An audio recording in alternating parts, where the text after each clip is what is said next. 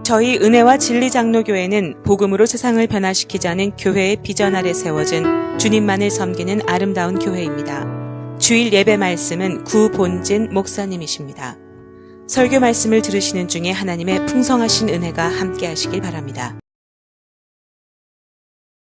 우리 성도님들의 신앙생활이 하나님과 인격적 교제를 나누는 것이다 라고 하는 우리 신앙생활에 대한 이해, 여기에 여러분들이 얼만큼 동의를 하시고 또 이런 그 신앙생활에 대해서 실천적인 삶을 살아오고 계시는지, 신앙생활은 하나님과 우리가 영적으로 교제하는 것이다, 이거에 대해서 여러분 어떻게 실천하고 동의하고 계십니까? 또 신앙의 성숙은 하나님과의 깊이, 교제의 깊이가 깊어지는 것이다, 우리가 이렇게 표현할 수가 있습니다. 신앙이 성숙한다는 것은 예수님을 닮아가는 것이고 영적인 열매를 맺어간다, 우리가 이렇게 표현할 수도 있어요. 그렇지만 또 다른 측면에서 본다면 하나님과의 영적인 깊이, 교제가 점점 더 성숙해져가고 온전해진다는 것으로 우리가 표현할 수가 있습니다. 하나님과 함께 삶을 나누는 거죠. 우리 신앙생활이라는 것은. 그렇죠? 교회를 왔다가 또 출석했다 가고, 이것은 다는 아니다, 이 말씀이에요. 제가 미국에 온 지가 벌써요, 오늘이 벌써 6월 달이 지났으니까 21년이 됐어요. 93년도에 제가 왔으니까 금방 시간이 갔습니다. 저보다 먼저 오신 분들이 훨씬 더 많이 계시지만, 미국에 와서 그때 얼마 안 됐을 때였는데, 제가 어떤 분하고 레스토랑을 갔습니다. 그래서 식사를 하는데, 식사를 할 때 이제 미국 레스토랑을 갔어요. 밥을 먹고 있는데 그분들이 오면 이제 항상 이게 커피를 막 따라주잖아요. 커피를 마시다 보니 커피가 떨어지면 와서 또 따라줘. 그러는데 그때 시간이 좀 바빠서 그랬는지 그 커피를 따라주는 웨이터가 가까이 오지를 않았어요. 그래서 이제 저랑 같이 식사를 하던 분이 커피가 다 떨어졌습니다. 그래도 저쪽에서만 돌고 이쪽으로 안 오니까 그분이 좀 화가 났단 말이에요. 그랬더니 커피잔을 딱 들더니 말이죠, 스테이크를 때 먹었던 것 같지는 모르겠어요. 근데 칼을 딱 들고 커피잔을 딱딱 두들기는 거예요. 헤이, 커피! 이렇게 하니까 모든 시선이 다 누굴 봤겠어요? 그분을 봤겠죠? 근데 저는 어떻게 느꼈겠어요? 모든 시선이 나를 보고 있구나, 이렇게 느꼈습니다. 같은 식탁, 같은 테이블을 나누고 있는데 그분이 그렇게 돌발적인 행동을 취하니까 다른 사람들은 물론 다 거기 테이블에 앉아있던 그 플로어에 있던 사람들은 그분을 봤겠지만, 저는 느끼기에 모든 사람이 나를 주목하고 있구나, 이거 어떻게 하면 좋은가, 이게 어쩔 줄 모르는 그 당황스러운 것을 금할 수가 없었습니다. 그분과 저는 분명히 다른 사람이지만 한 테이블에 앉아서 식탁을 나누고 있었다는 것은 그분의 행동이 저에게 아마 그야말로 지대한 영향을 주고 있는 거죠. 그분이 기뻐하고 마음이 흡족하면 저도 동달아서 그런 마음을 갖게 되어지는 것이고, 그분의 마음이라든지 어떤 그런 행동의 모습들이 사람을 불편하게 만들면 저도 동일한 그런 것을 느낄 수밖에 없는 그런 상황이 바로 어떤 사람과 교제를 한다는 거예요. 특별히 식탁을 나눈다는 것입니다. 예수님께서 성도들과의 만남, 이 교제를 어떻게 말씀을 하시냐면, 누군지 내 음성을 듣고 문을 열면 내가 그에게로 들어가 그로 더불어 먹고 그는 나로 더불어 먹을 것이다, 이렇게 말씀하시잖아요. 이게 식탁을 나누는 모습으로 예수님과 성도들의 사이에 그 영적 교제를 표현을 하십니다. 그러니까 식탁을 나눈다는 게 굉장히 중요한 거예요. 그래서 우리도 모이면 늘 먹는 거죠. 기독교인들은 늘 먹어. 원래 먹는 거예요. 예. 그러는 가운데에서 교제가 풍성하게 이루어지는 것입니다. 그분이 그렇게 돌발적인 행동을 취하는데 제가 아주 얼굴이 화끈거리고 어쩔 줄 몰라서 속으로 어떻게 생각했느냐면, 이분하고 정말 다시는 이런 데 오면 안 되겠다, 또 이럴 텐데 다시는 오면 안 되겠다, 아주 오래적 이야기입니다. 자, 오늘 설교 본문 제목이 뭐냐면 성령을 근심하게 하지 말라는 제목이에요.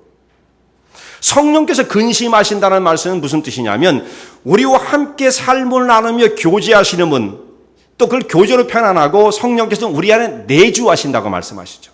우리 안에 찾아오셔서 우리의 그 몸을 성전으로 삼으시고 우리 안에 거하신다, 살아계신다는 말씀이죠. 그런 성령께서는 우리의 행동하는 모습을 통해서 식탁을 나누는 자가 그 간접적 영향을, 직접적 영향을 받는 것 이상으로 성령께서 우리의 삶을 통해서 영향을 받으시는 것. 그래서 잘못하면 근심하게 만들 수가 있는 것입니다. 성령이 근심하고 탄식하고 불편해할 수가 있는 거예요. 반대로 말하면 또 성령께서는 우리의 삶을 통해서 성도들의 정말 활기차고 영적이고 생명 넘치는 삶을 살아가는 사람들을 보면 성령께서는 마음이 또한 기뻐하시고 성령께서 영광을 받으시는 이런 역사가 우리 신앙생활 가운데 일어나는 겁니다. 그러니까 여러분, 신앙생활이 교회 왔다가 갔다가 하는 거 아니잖아요. 그죠? 그것만 갖고 성령님이, 만약에 그것만 갖고 한다면 성령님이 늘 탄식하시겠죠. 그런 생명의 교제를 이루고 있는가가 굉장히 중요한 문제예요. 만약 그것이 없다고 한다면 우리는 그냥 겉에 있는 것만 붙잡고 이게 다라고 생각하는데 그건 아주 큰일 나는 것입니다.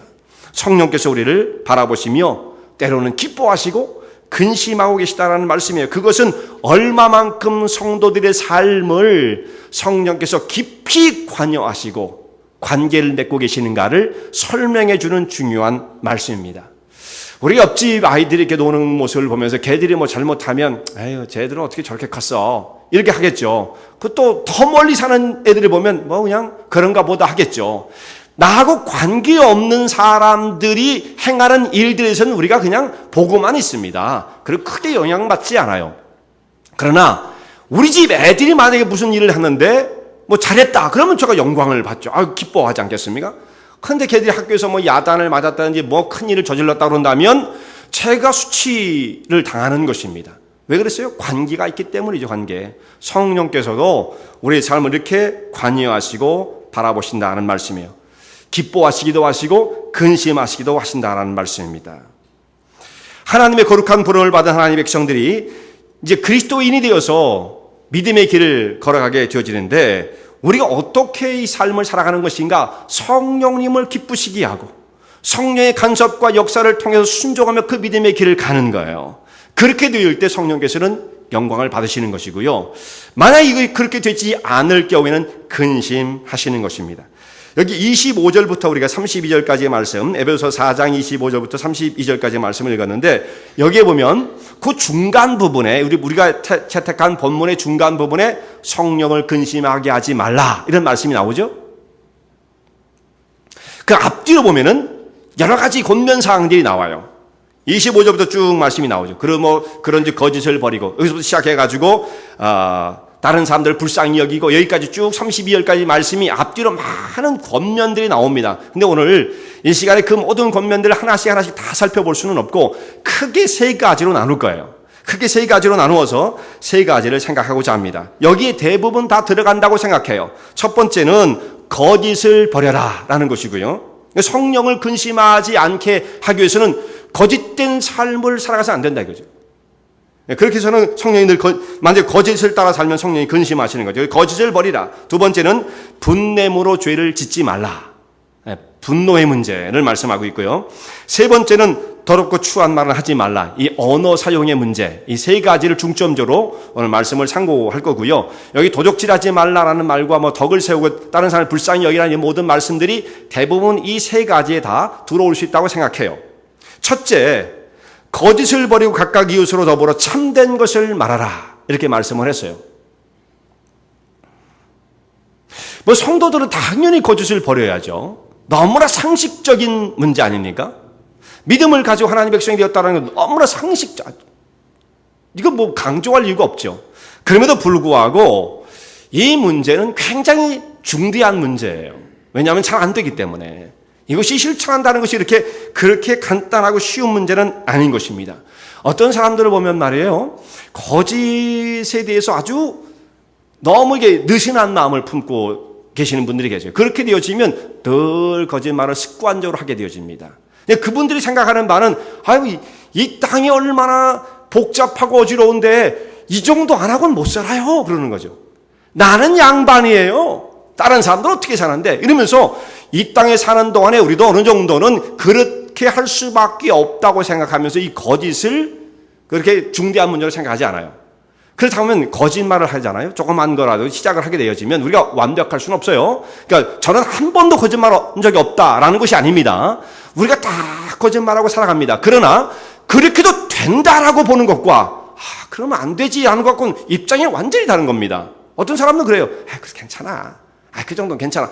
이러면 안 되는 거예요. 만약에 거짓말을 하게 되어지면 그 다음부터 거짓은 꼬리에 꼬리를 물기 시작합니다. 그 하나로 끝나질 않아요.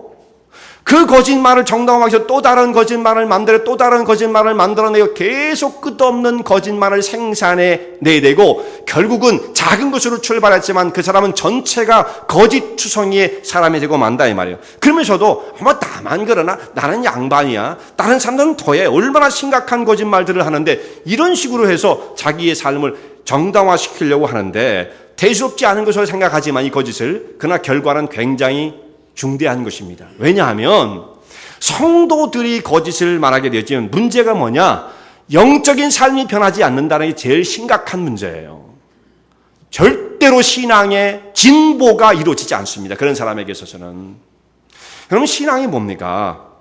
신앙이라는 것은 하나님 앞에서 나는 철저히 죄인이고 하나님의 긍휼과 은혜가 없으면 나는 구원받을 수 없는 사람이라는 걸 시인하는 것 아니겠습니까? 그러니까 회개하고 나는 거짓된 사람이다라는 것을 인정하고 사는 거예요. 그런데 늘 거짓을 일삼는 사람들은 그것을 시인하지 않는 것입니다. 그러니까 문제가 되어지는 것이죠. 정말 진심 어린 마음으로 진리를 향해서 접근해 가다 보면, 빛을 향해서 접근해 가다 보면 우리의 삶의 영혼이 얼마나 부패한 것인가를 발견하게 되어지고 그러면 그때 그것을 내려놓고 하나님 제가 이런 모습입니다. 그런 자세를 가지고 하나님 앞에 겸손히 무릎을 꿇을 수 있어야 되는데 늘 거짓을 말해온 사람들은 이거 갖고 나만 그러나 이거 그냥 넘겨버리고 만다 이 말씀이죠. 결국 거짓을 말하는 사람은 회개하지 않는 것입니다. 신앙으로 살 수 없다는 것은 왜 그러냐면 회개하지 않기 때문이에요. 회개할 그 자리가 딱 오면 정말 진리 가운데 부딪혀진 자기 영혼이 딱 발견되어지면 그때 하나님 제가 이런 사람이에요.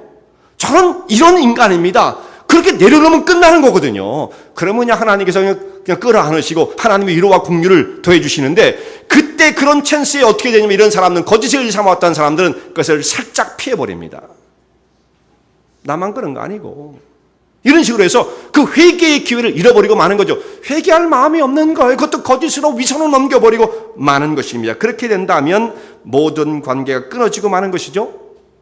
성도들의 신앙은 절대로 변할 수가 없는 거예요. 그러니까 사실 생각해보면 제일 처음에는 아주 사소한 거짓말부터 시작해요. 제일 처음에 여기서 성도들의 삶, 그 성령을 근심하지 않게 하는 그 길 가운데 첫 번째로 말씀하는 바가 바로 그것입니다. 그러니까 거짓된 삶을 버려야 한다. 그렇지 못하면 성령이 탄식하신다. 이런 말씀이에요. 이 거짓을 말하는 사람들이 또 문제가 뭐냐면 심령의 문이 열리지 않는 사람입니다. 자, 진실을 말해야 할 때 자기를 위장하고 딴 걸 얘기합니다. 사소한 것이랄지라도. 자, 이것이 습관화되어지면 자기는 그 거짓이라는 그 어떤 막을 씌워놓고 이게 방탄막 같은 걸 씌워놓고 그 뒤에 숨는 거예요. 그리고 자기의 그 심령을 열어 보이지 않는 것입니다. 누구에게도, 다른 사람에게도, 심지어 하나님께도 이 심령의 문을 열 수가 없어요. 그 영혼이 단단하게 잠겨있는 사람에게 말씀을 아무리 어떻게 해도 소용없어요. 천사가 와서 부흥을 해도 소용없는 것입니다. 예수님이 말씀을 전해도 소용없는 것입니다. 절대로 영혼은 변하지 않는 것입니다. 그 영혼은 딱 그냥 방탄인데요. 방탄. 딱 무장되어 있는 그것이 문제라는 거죠.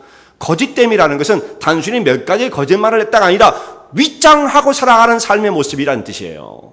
위장하고 사는 거예요. 그러니까 영혼이 변하지 않는 것입니다. 이렇게 되어지면 성도들과 선교들의 관계도 다 끊어지고 마는 거죠. 외롭고 고립되고 혼자 사는 거예요. 그냥 혼자 사는 거예요. 아무런 연결점이 없는 것입니다.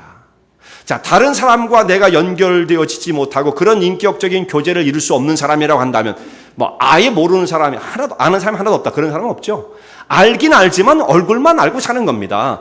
인격적 교제의 관계는 맺을 수가 없는 거예요, 이런 사람들은요. 자, 어떤 다른 사람과 내가 인격적 교제를 맺어본 적이 없는 사람이라고 한다면 이런 사람이 어떻게 하나님의 형상대로 지음받은 다른 사람과 다른 영혼과 관계를 맺어본 적이 없는데 그 하나님과 보이지 않는 하나님과 관계를 맺을 수가 있겠습니까? 초두에 말씀드린 것처럼 신앙생활은 하나님과의 인격적 교제란 말이에요. 그러니까 이거 자체가 불가능하게 되어지는 거죠. 그래서 우리가 심령의 문을 열고 자기의 그 속에 있는 것들을 정말 진실하게 한 가지씩이라도 고백한다는 것이 대단히 중요한 문제인 것입니다. 그것이 연습이 되어져야 돼요. 근데 그걸 연습하기가 참 좋은데 어디냐면 그냥 사람끼리 만나가지고 하면 그게 이제 제한이 있죠. 그러니까 그 가운데 말씀이, 하나님의 생명의 말씀, 진리가 그 가운데 있고 그 진리의 말씀을 통해서 교제하는 자리가 가장 좋은 자리죠. 그 어디냐면 셀그룹 같은 데예요. 그러니까 셀그룹의 그 모임이 우리 한 달에 한 번 정도밖에 모임을 갖지 못하지만 굉장히 중요한 모임인 것입니다. 여러분들은 어떻게 생각하시는지 모르지만 그게 굉장히 중요한 모임이에요. 거기에 모여서 우리 서로 마음을 교류하고 교제할 수가 있는 것입니다. 잠언서 27장 17절에 있는 말씀 보면 이런 말씀이 있어요. 거기에 철이 철을 날카롭게 하는 것 같이 사람이 그의 친구의 얼굴을 빛나게 하느니라, 이런 말씀이 있습니다. 철과 철이 마찰을 이렇게 쨍 부딪힐 때 말이죠, 마찰도 일어나고 어떤 굉음이 일어나지만 그 결과가 어떻게 되냐면 철이 날카롭게 되어집니다. 이건 긍정적 의미에서 말씀하고 있는 거예요. 사람도 변화가 어떻게 이루어지느냐면 혼자 수련을 쌓는다고 변하는 게 아니라 다른 사람과 서로가 이렇게 때로는 마찰을 일으킬 수도 있죠. 그게 챌린지죠. 그것이 부정적으로 흘러가면 문제가 돼요. 파괴적으로 갈 수도 있어요. 그러나 이것을 잘 매니지하게 되어지면 그런 마찰을 통해서 사람의 인격이 변하게 되어집니다. 침투에 들어오니까 이게 뭔가 들어가고 나가고가 있어야 돼요. 딱 무장해가지고 당신들은 나를 몰라. 언제 말한 적 있어야 알죠. 그거 다 위장하고 살아가니까 어떻게 알겠습니까? 그 속으로 뭘 생각하는지 알 수가 없어요. 꿍꿍이가 뭔지 알 수가 없어요. 이런 사람들은 참 어렵다 이거예요. 그게 인간적 관계만 어렵다는 뜻이 아니라 하나님과의 영적인 관계가 발전할 수 없다는 것이 더 치명적인 문제가 되어지는 것입니다. 자, 이렇게 셀그룹이 모여가지고 서로 말씀을 통해서 삶을 쉐어하는 것 굉장히 중요하고 의미가 있어요. 그리고 우리가 소그룹으로 모이는 것. 어제도 어떤 분을 만나서 대화를 했는데, 이제 한국에서 오신 분인데, 여기 오시기로 했는데, 안 오셨어요, 그분이. 좀 제가 제 마음이 답답합니다. 그런데 이런 얘기를 했습니다. 성도가 신앙으로 산다, 신앙으로 성장할 수 있다는 것이 주일날 한 번 예배를 드리고 말씀을 듣는 것 성장할 수 있다면 제가 제일 좋습니다. 제가 제일 편하죠, 목사가. 세상에 목사밖에 할 게 없어요. 얼마나 좋아요. 주일날 한 번만 딱 설교하면 성도들이 다 변하고 말이에요. 얼마나 좋습니까? 절대로 그런 일은 벌어지지 않습니다. 절대로 벌어지지 않아요. 한국교회, 미국교회, 왜 양적인 부흥은 일어날 수 있죠. 그냥 편하니까 더 많이 부흥할 수 있어요. 그러나 영혼의 부흥과 변화는 일어날 수 없습니다. 그런 사람이 그렇게 주일날 모이는 그런 사람들이 소그룹으로 모이고 성경 공부에 모이고 이렇게 해서 정말 인격적인 교제가 서로 부딪힘 속에서 일어나지 않으면 절대로 안 변해요, 사람이요. 그렇게 우리가 쉽게 변하는 사람들이 아닙니다. 예수님도 12제자를 3년간 매일같이 트레이닝을 해도 거기 변한 사람 별로 없었어요. 나중에 보면 뭐 다 형편없지 않습니까? 그렇게 사람은 잘 안 변하는 거예요. 그런데 주일날 한번 와서 예배를 딱 드리고 점잖게 계시다가 쭉 돌아가신 다음에 그렇게 변하면 얼마나 좋겠습니까? 그렇게 안 됩니다. 성경 공부를 통해서 우리가 하나님 말씀을 서로 깊이 나누게 되어지는데, 성경 공부가 뭐냐면 지식적인 디베이트하는 시간이에요. 지식적인 신학적 토론을 하는 자리가 아니죠. 또 그렇게 생각하는 분들이 없지 않아 있는 것 같은데 그거 아무리 해봐도 소용없습니다. 인격 속에 파고드는 말씀이 없으면 소용없는 거예요. 우리가 더 얼마나 많이 아느냐, 지식적으로 신학적으로 얼마나 탄탄하냐, 그것이 그 사람의 영혼을 받쳐주는 게 아닌 것입니다. 내 영혼 속에 얼마만큼 하나님의 말씀이 깊이 있게 침투해 들어오냐의 문제이지, 얼마나 많이 알아요, 얼마나 신학적으로 기본이 튼튼해요, 그거 소용없어요. 그걸 통해서 사람을 정죄나 하고 신학적으로 판단이나 할 뿐이지 영혼에 무슨 변화가 일어나겠습니까? 심령의 문이 열려야 된다 이거죠. 이것은 거짓됨을 버리라는 이 말씀 속에 다 범주에 들어있는 거예요. 너를 위장하고 살지 말라 이거죠. 그것을 벗겨내라 라는 것입니다. 성경 공부를 이렇게 소그룹을 하다 보면, 그러니까 이런 챌린지에 부딪히니까 사람이 감당하기가 참 어렵습니다. 그 시험에 드는 거예요. 시험에 들죠. 너무 도전이 챌린지가 크기 때문에 감당할 수가 없어요. 감당할 수가 없어요. 자기 위선을 좀 벗겨내야 되는데 그러지를 못하니까 그냥 떨어져 나가는 거예요.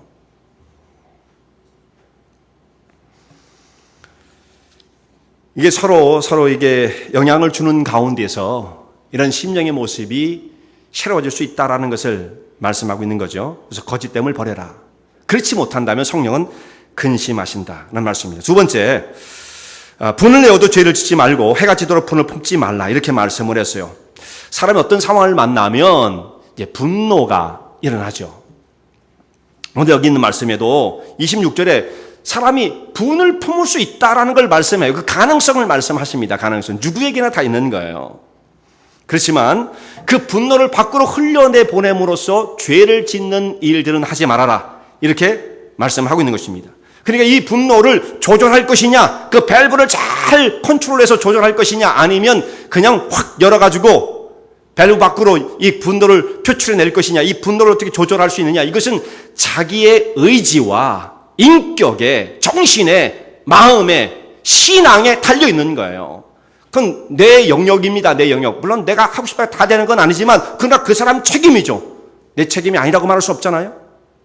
분노를 조절해야 할 것은 너희 책임이다, 말씀을 하시는 것입니다.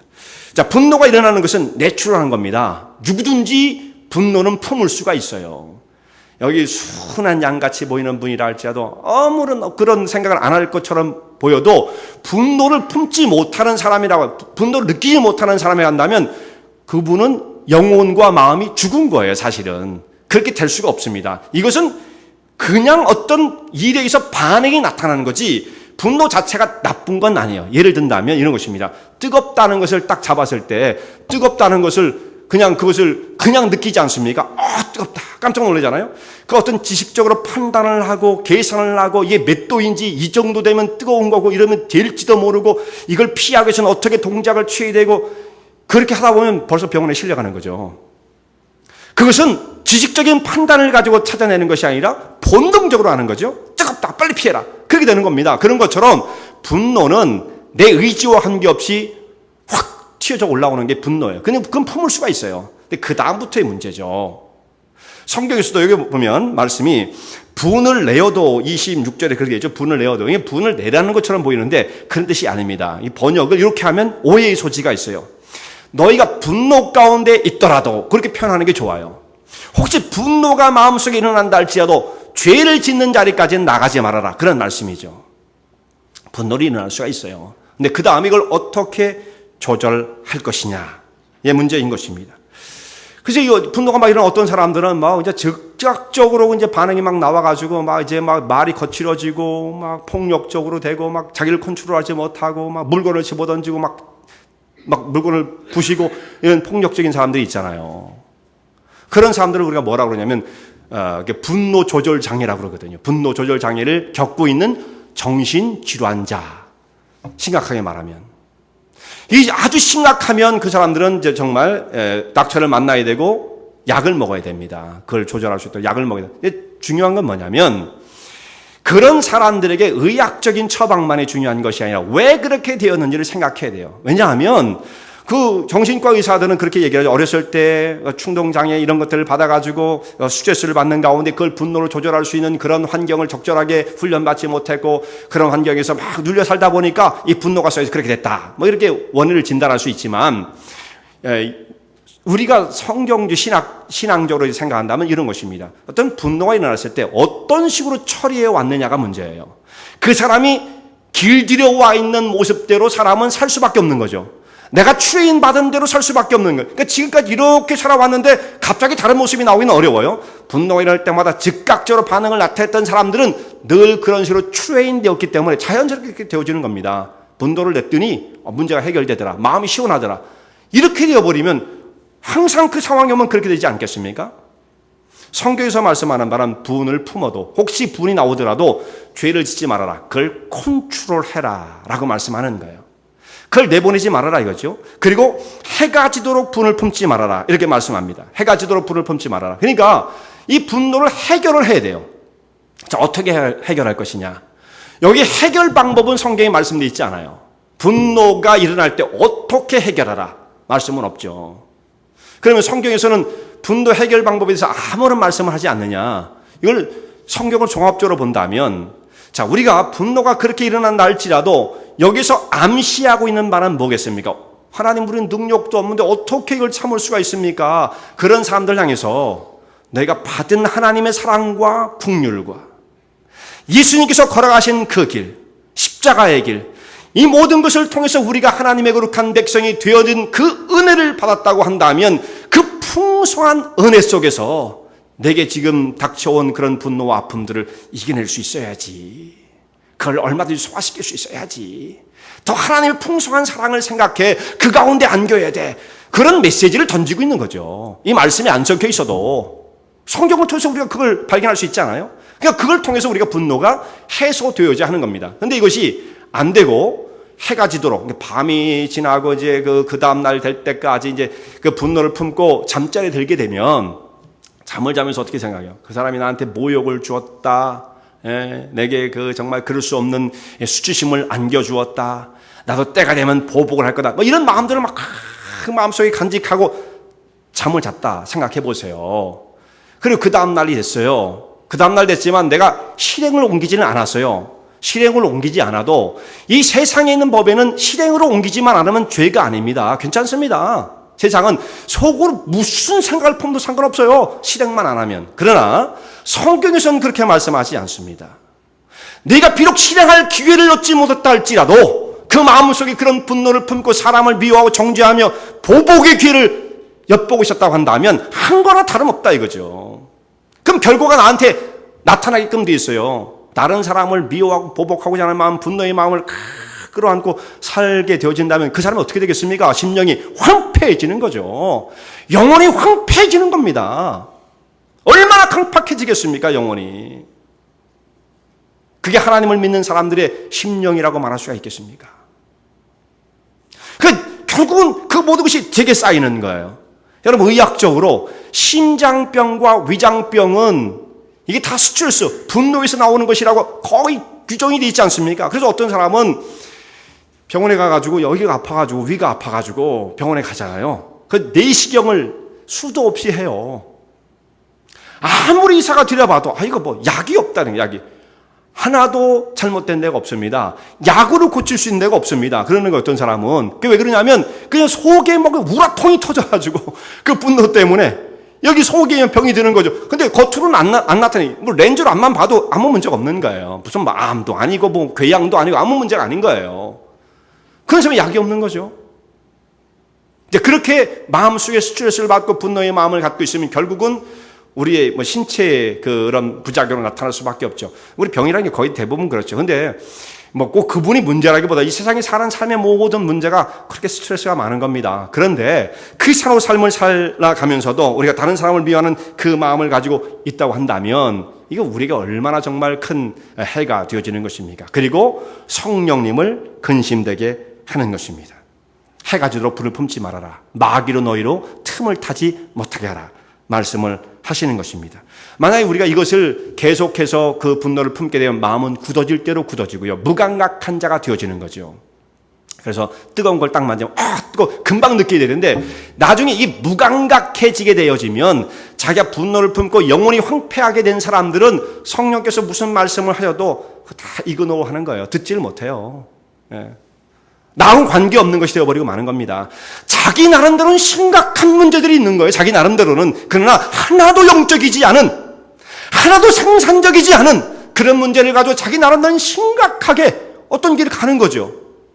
영혼에는 감각되지 않아서 자기 나름 뭔가 자기가 근심하는 게 있는데 가만히 들여다보면 근심할 문제도 아닌데 그 사람은 그런 걸 갖고 씨름한다는 말씀이에요. 이게 뭔가 좀 아주 트위스트가 된 거죠. 문제가 생긴 것입니다. 새가 우리 머리 위로 막 날아다니는 것은 우리가 그 새를 다 쫓을 수는 없습니다. 분노가 내 삶 가운데 찾아오는 것은 내가 조절하기 어렵습니다. 그러나 새가 날아와가지고 내 머리 위에다가 둥지를 틀고 내 위에다 집을 짓겠다고 하는 것은 막을 수가 있는 거죠. 그럼 뭐 이렇게 하면 날아가는 거예요. 위로 날아다니는 건 어쩔 수 없어요. 그렇지만 여기 와서 자기 집을 짓겠다고 하면 쫓아버려야죠. 그런 것처럼 분노가 이러는 건 우리가 어떻게 알 수 없지만 분노가 밖으로 표출되어지는 것은 우리의 책임이다. 쫓아버려야 한다 이거죠. 해가 지도록 분노를 품지 말라 말씀하십니다. 우리가 우리 뒤에 삶을 돌이켜보면은 지나왔던 일들 가운데 무엇을 했기 때문에 후회하는 일이 많습니다. 내가 그때 왜 그렇게 했나? 주로 뭐 이렇게 화가 나고 막 충동적으로 뭔가를 한 일, 분노를 표출했던 일, 이런 것 때문에 후회하는 일이 많죠. 근데 우리가 하지 않은 것 때문에 후회하는 일은 별로 없어요. 내가 그때 꼭 그렇게 했어야 되는데, 그건 별로 부작용이 없거든요. 큰 손해 나는 게 아니에요. 그런데 한 일들은, 내가 이렇게 이루어 놓은 일들, 이미 엎어진 물이 된 것들은 다시 어떻게 수습할 수가 없기 때문에 그걸 바라보고 후회하는 일이 너무나 많습니다. 그때 그런 말을 하지 말았어야 될 텐데, 그때 내가 왜 그렇게 했을까? 지나고 나면 후회하는 게 얼마나 많은지 몰라요. 이런 것들을 조절할 수 있어야 된다. 그렇지 못하다면 성령께서는 우리의 심령 속에 탄식하신다라는 말씀입니다. 마지막 세 번째 있는 말씀입니다. 더러운 말은 내 입에서 밖으로 내지 말아라. 내 입 밖에도 내지 말아라. 그리고 오직 덕을 세우는 데 소용되는 대로 선한 말을 하여 듣는 자들에게 은혜를 끼치게 하라.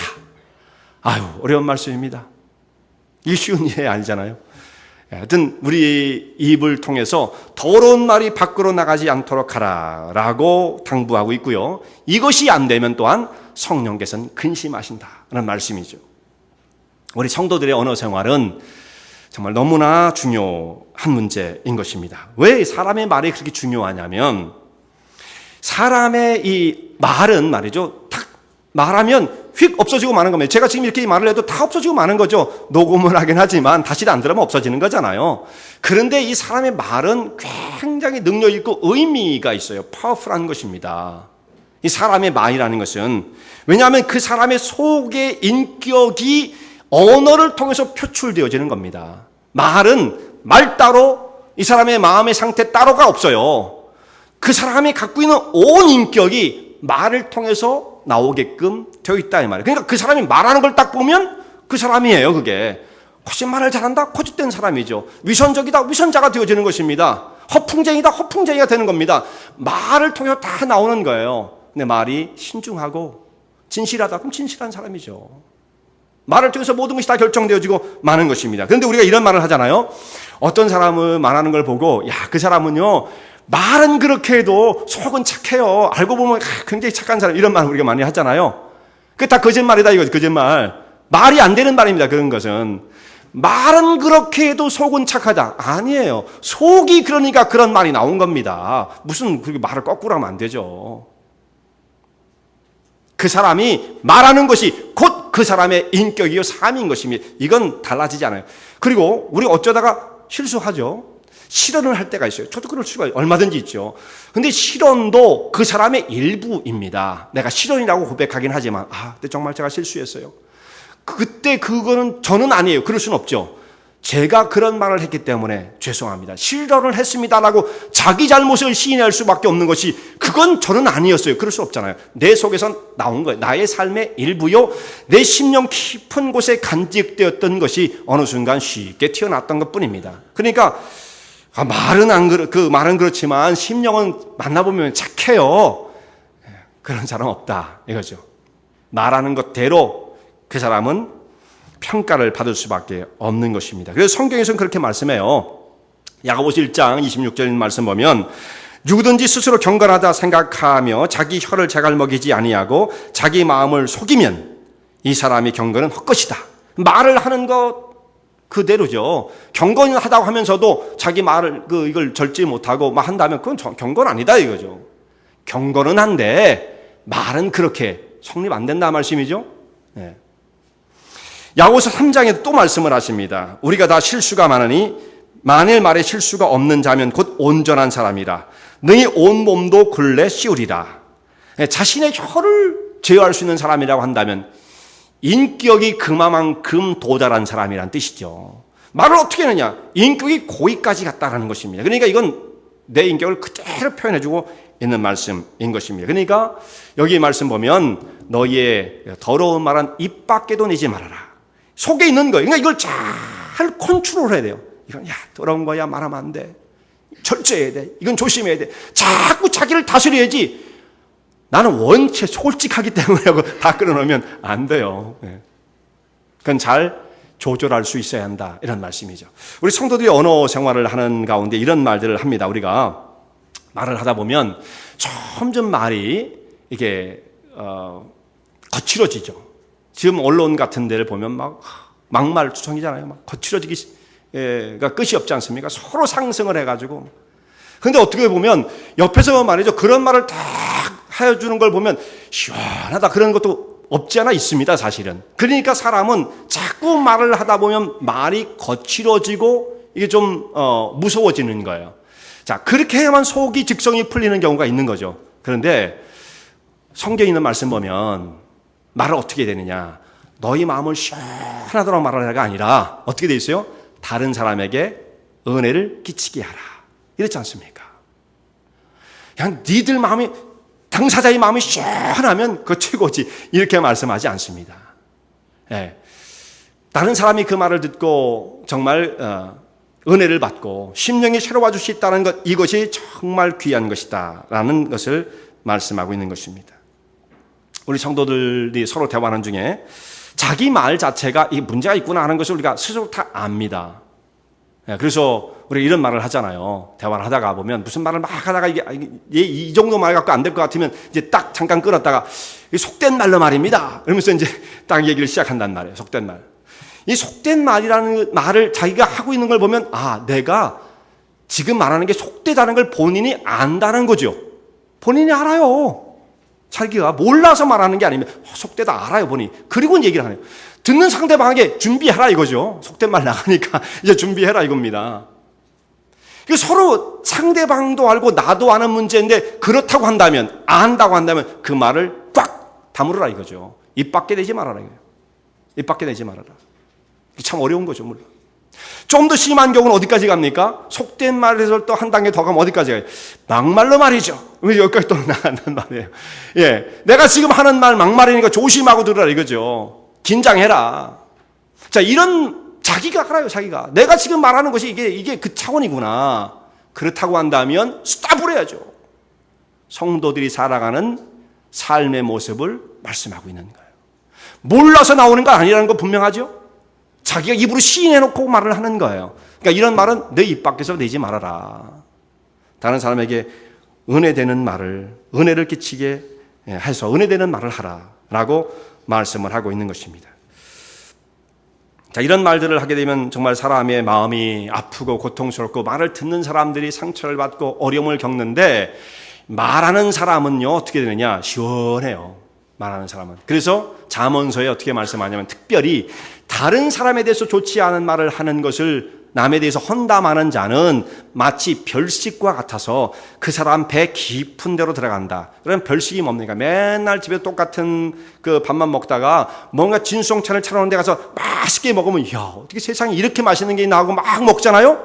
그런 것처럼 인생이 보링해지면 다른 사람 하나 타겟을 딱 잡아가지고 그 사람을 실컷 욕하잖아요. 마음이 흡족해진다 이거예요. practically, 실제적으로. 그러나 성도는 그런 길을 가면 안 된다는 말씀이죠. 그런 것을 즐기는 사람이 있지만 정말 보링하니까 인생이. 누군가하고 타겟이 딱 정해지면 그냥 그 사람에 대해서 성토를 하고 나쁘다고 얘기하고.